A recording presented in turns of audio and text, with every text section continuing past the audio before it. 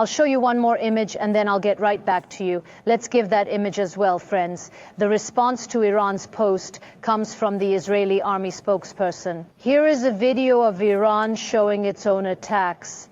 And the Israeli army spokesman directly said that when we targeted, this is how we target names and neutralize them. Let's watch it. Did he have a voice? But let's take it from the very beginning. Look here. You see the video shared by Iran. They say that this is how we strike. The Israeli army spokesperson also said that this is not the way to do it, this is the way to do it. Here Yahya Sinwar again shows the Hizmet leaders, Hamas leaders one by one. And at the end, he shared a post saying that this is how we will show our response to this picture. It is often shared on social media. This threat video was shared. I wanted to show you that without giving you the floor. I mean, the indications are that Israel will strike Iran again. So, there is no psychological warfare here. Effectively, for both sides against each other, but predominantly Israel is going to make it and presenting it. Of course, I just said, what are the strategic reasons for this?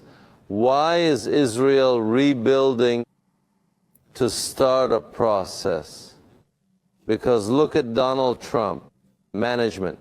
In fact, in a clever maneuver, you see, I destroyed Iran's nuclear capability, and Israel said stop. That's what you're doing. Weren't you aiming? Yes, you were. Okay, you know what? I hit it. Okay, stop.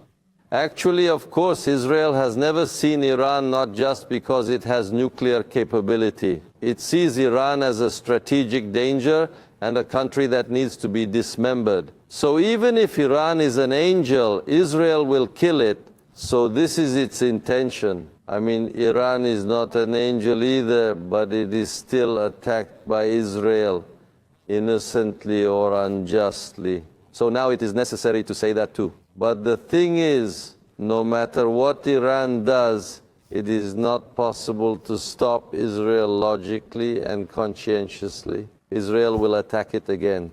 Israel will attack again because it will completely shatter the Middle East and actually, as a terminal end, an apparatus, a battering ram of the global mind to pave the way to Far East Asia. So Israel is given the task given to this Zionist administration, the task given by the globalists, is to divide and fragment the Middle East, actually towards China, the Far East Asia, to break the fault line. There are two things for this. One is Turkey and one is Iran. Now they have already dismembered some of the other states. Some of them, it is now very clear that it is subordinate. Most Arab states are ruled by others who look like Arabs. So Arabs are not ruling, unfortunately. So this is very sad. I have to say that. But in the end, this process is particularly the spread of global imperial colonial logic, especially to China. Iran needs to be dismembered in order to continue towards Far East Asia. Why Turkey? Actually, they tried us first. So they tried us with terror on July 15th. When they bounced off us, you know, we are the nation, our great nation. When we slapped these traitors on July 15th under the leadership of our president, they turned to Iran. And notice that Turkey has now become a central country, and it has improved its position as a central country. So what do we mean? Look, bullets come and go in our north. Look, bullets come and go in our south, but Turkey is in the center. And in fact, one of the objectives, the first objective was actually Turkey. But when it became clear that they could no longer break Turkey into pieces, that they could no longer design it, now they are coming from our south through Iran. They are turning towards Iran to break the fault line of Far East Asia. We have been saying this for years. There will definitely be an attack on Iran, whose ultimate target is China, and an operation will be launched. We have been saying this for years, and finally it happened. Now we are saying the same thing. So this 12, the daily battle will continue. And I say this unfortunately, because I would never want Iran to be destabilized. to be disintegrated or to face these kinds of problems, even though there are problems between us. But look, from the 12-day war to today, Iran's state of affairs correction, there is also nothing to suggest that it has taken any measures. Today, here is Russia, 40 Su-35s with another country, made a deal. But he can't or won't give Iran. I don't know. I mean, there is a really interesting situation there. And these guys are getting ready to start again. They are giving flares for this.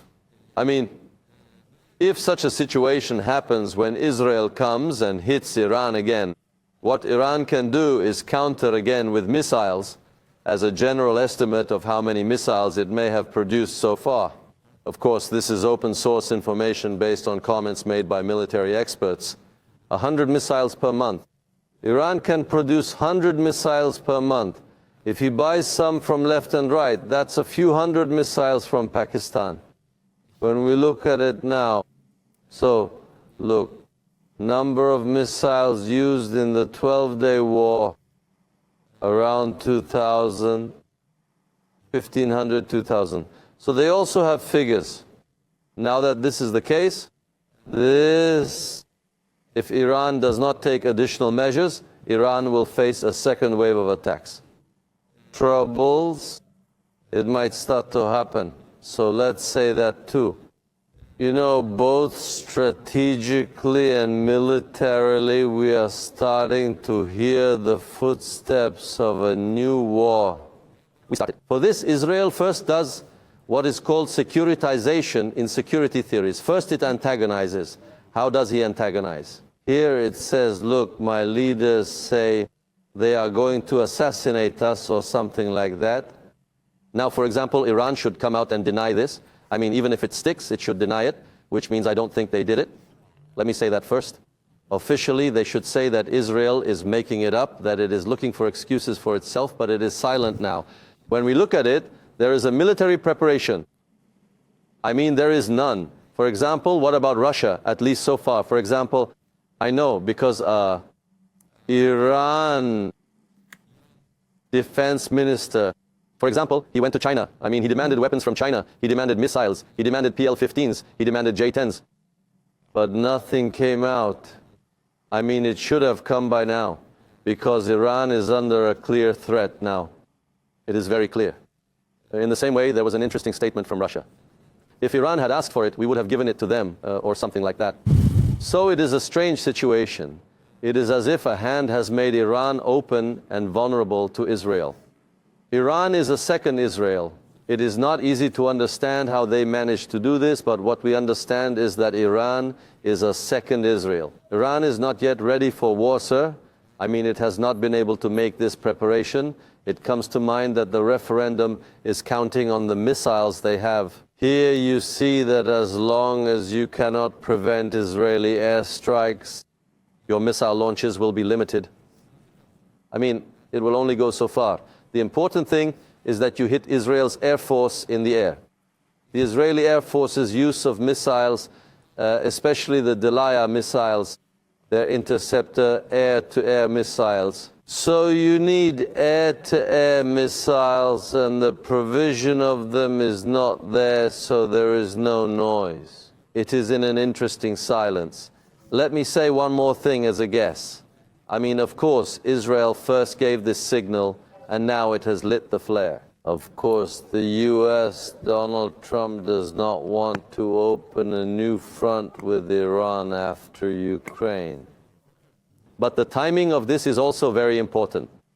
Just in time for the Donald Trump-Putin meeting, giving this issue, as far as I understand, is there going to be peace after this? Or is there not going to be much peace, which is our prediction? But whatever Donald Trump does, I don't think such an Iran-Israel war is going to happen. It strengthens our conviction that it can be drawn in.